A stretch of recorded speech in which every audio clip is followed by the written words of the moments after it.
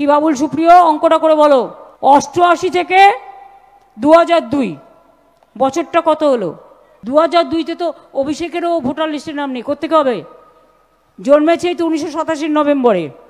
হ্যাঁ, 2002-তে থাকলেও যে হবে তার কোনো ঠিক নেই, এক একবার এক এক রকম বলছে।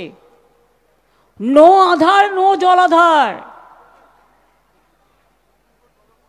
সুতরাং কেটো না সাঁতার।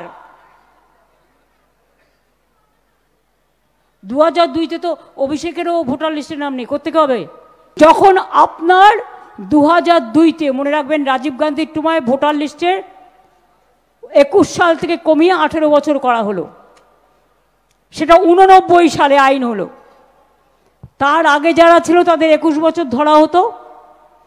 এবার 89 সাল থেকে 21 বছর পেছিয়ে যান, কত হলো? 89 সাল থেকে, আচ্ছা আপনি 88 সাল থেকে ধরুন, 89-তে মার্চে এটা ইমপ্লিমেন্ট হয়েছিল, আমি একটা বছর ছেড়ে দিলাম। 88 থেকে ফিরে যান। কি বাবুল সুপ্রিয়, অঙ্কটা করে বলো। 88 থেকে 2002 বছরটা কত হলো?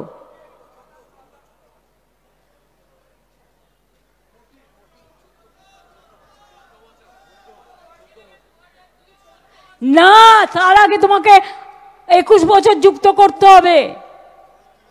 তুমি তো ভোটার হয়ে জন্ম নিলেই তো ভোটার হতে পারছো না।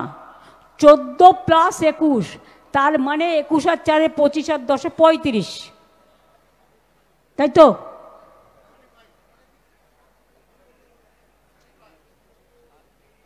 আর 89-এর অঙ্ক ধরলে তখন এটা হয়ে যাবে 32, 3 বছর কমে যাবে।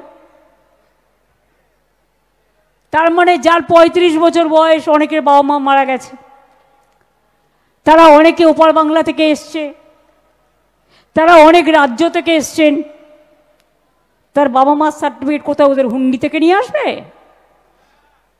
হুন্ডি থেকে নিয়ে আসবে না বিজেপির পার্টি অফিস থেকে নিয়ে আসবে, না কোনো ঘরে বন্ধ করে রেখেছে সেটা থেকে নিয়ে আসবে? আগে করেছিল নোটবন্দি, এখন করেছে জনগণ বন্দি, মানে গণবন্দি। আপনার অধিকার থাকা সত্ত্বেও আপনার অধিকার কেড়ে নেওয়ার চক্রান্ত চলছে। আপনারা কি চান এই চক্রান্তে বলিদান দেবেন? যার ভোটার লিস্টে নাম নেই আমাদের ক্যাম্পে যাবেন, বলবেন আমার নাম নেই কারণ আমি মা বাবার সার্টিফিকেট ওখানে ছিল না।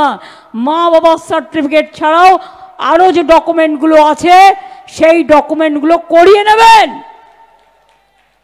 বুদ্ধি খরচ করুন, প্ররোচনায় পা দেবেন না, উত্তেজনায় পা দেবেন না, বিজেপির চক্রান্তে নিজের অমূল্য প্রাণ বিসর্জন দেবেন না।